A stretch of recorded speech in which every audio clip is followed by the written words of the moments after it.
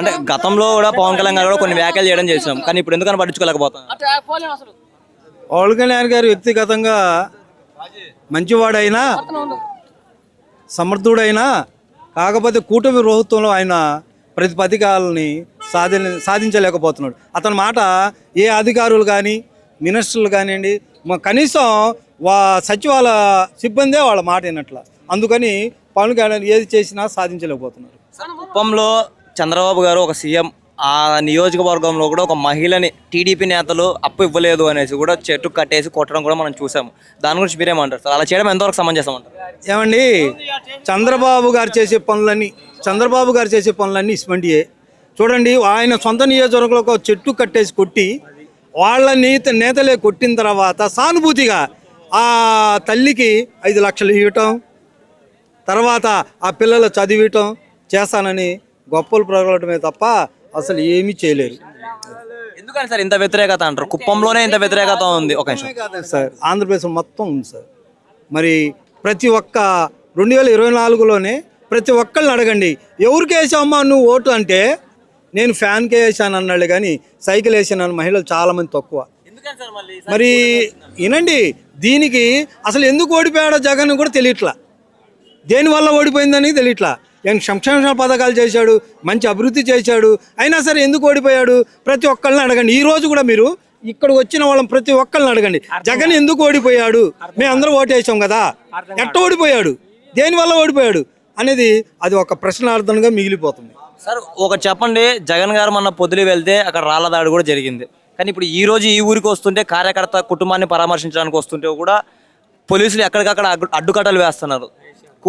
జనాదరణ ఉందనేసి ఇలా చేస్తున్నారంటారా? జగన్కి వ్యతిరేకత ఇలా చేస్తున్నారు? జగన్ గారు వస్తున్నారని తెలిసే స్వచ్ఛందంగా వచ్చాడు. మేము ఒక నాయకుడు కానీ, ఒక ఎమ్మెల్యే కానీ, ఒక డబ్బులు ప్రోత్బలంతో కానీ మేము రాలే. ఇక్కడ జగన్ గారు లోగడ ఆయన ప్రభుత్వంలో మంచి పథకాలు మేము అందుకున్నాం కాబట్టే వచ్చాం తప్ప ఏదో గొప్పలు డబ్బులు ఇచ్చారనో లేకపోతే భయపెట్టో రాలా. కానీ ఎన్ని చేసినండి మేము ఇసుమని మాట్లాడుతున్నాం.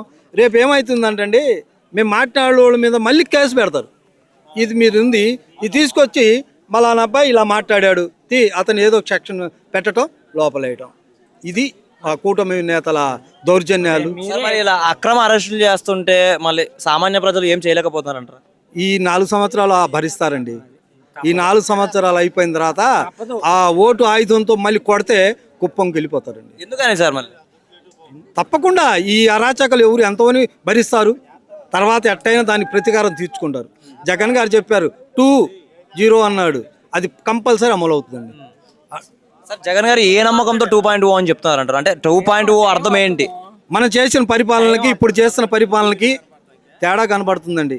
జగన్ గారు ఉన్నప్పుడు వాళ్ళు పాదయాత్ర చేసినా ఏం చేసినా పట్టించుకోవాలా. ఇప్పుడు జగన్ గారు ఊరక మన ఏడన్న పోయి ఒక కార్యకర్త పరామర్శించడానికి వెళ్తేనే అన్ని ఆక్షన్సులు. ఒక ముఖ్యమంత్రి, మాజీ ముఖ్యమంత్రి గారు ఒక గ్రామానికి వెళ్ళి పరామర్శించడానికి వెళ్తుంటే 100 మందిని అనుమతించడం ఎంతవరకు సబబు చెప్పండి? అక్కడే నిదర్శనం కనబడుతుంది. జగన్కి ఇంకా ఆదరణ పెరుగుతుంది. మళ్ళీ 2029లో కంపల్సరీ ముఖ్యమంత్రి అవుతారు, 2ని ఫాలో అవుతారు సార్. అలాగే జగన్మోహన్ రెడ్డి గారు ఓటమి పాలపై సంవత్సరం అయింది. ఈ సంవత్సరంలోనే ప్రజాదరణ ఇంతగా పెరిగిపోయింది. ఆయన బయటకు వస్తున్నారు ప్రజల్లోకి. ఆయన ఒకవేళ పాదయాత్ర చేస్తే ఎలా ఉంటుంది అంటారు? పాదయాత్ర చేయాల్సిన అవసరం కూడా లేదండి. నాకు తెలిసి పాదయాత్ర చేయాల్సిన అవసరం లేదు. చేస్తే ఇంకా ఉండదు, అడుగడుగుడు ఇంకా అయితే. ఇప్పుడు చూడండి, ఆయన గుంటూరులో ఉన్నాడు, ఇప్పుడు రోరి బాబు అది జనం విపరీతమైన అభిమానంతో ఉన్నాడు ఆయన.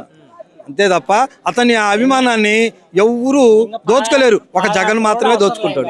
ఒకవేళ ఇప్పటికిప్పటికి ఎలక్షన్ జరిగితే గెలిచే ఛాన్స్ ఉందంటారా? 170 జరగడానికి కూడా అవకాశాలు. ఎందుకని సార్ అంత నమ్మకం?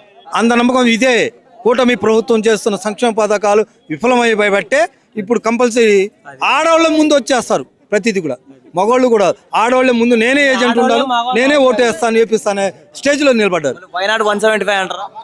తప్పకుండా జరగొద్దండి.